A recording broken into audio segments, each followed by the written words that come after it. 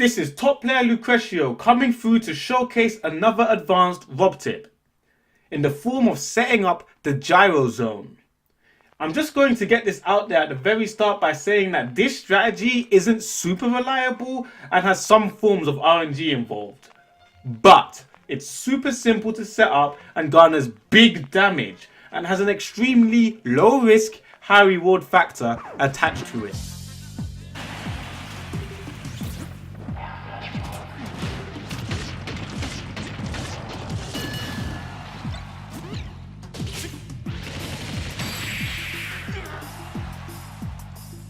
The GyroZone concept is simply putting the opponent between R.O.B and the gyro and knocking them back and forth with preferably down tilts.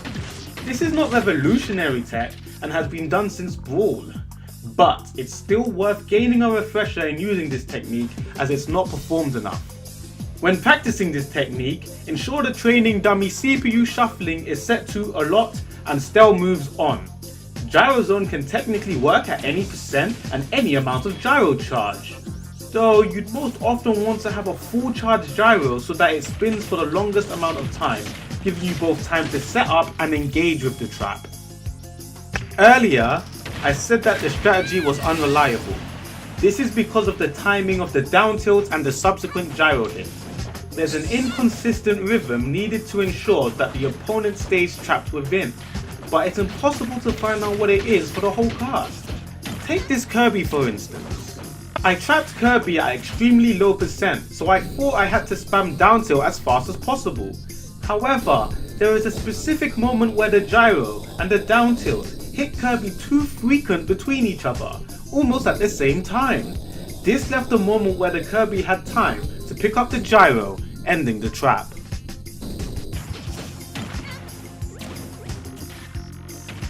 I also said there was a form of RNG, a random element of chance.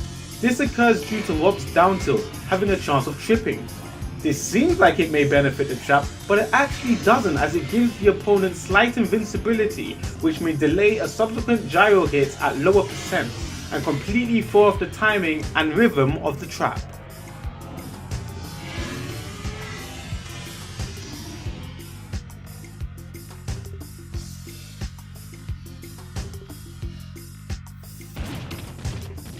It is also quite tricky to understand where the perfect spacing for the down tilt is, as the percentages start at different points depending on how and when it's set up, and the percents are frequently changing during the trap. If too far away, you won't push them into the gyro, and if too close, you will either pick up the gyro or push them past it.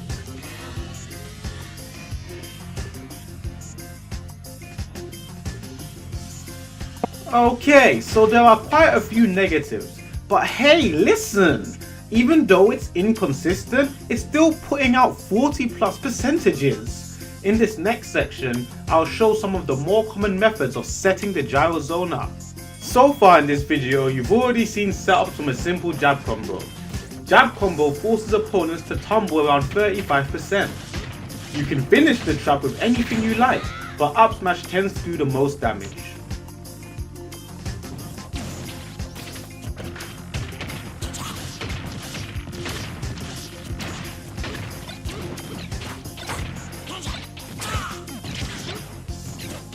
Back throw tends to force opponents to tumble around about 7%. Tumbling makes the GyroZone setup more consistent and gives chance for a gyro to lock, giving you time to get into position. Forward throw works too.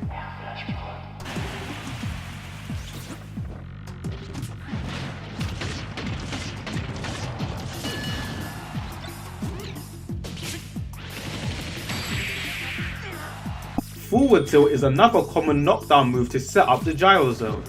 It forces tumble around 27% and has a better chance of locking than back throw due to the angle it sends at.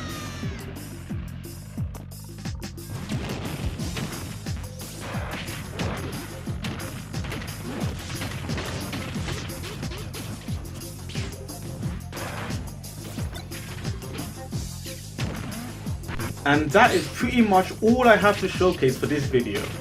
This situation occurs a lot more than you'd think in normal matches, so don't hesitate to try it.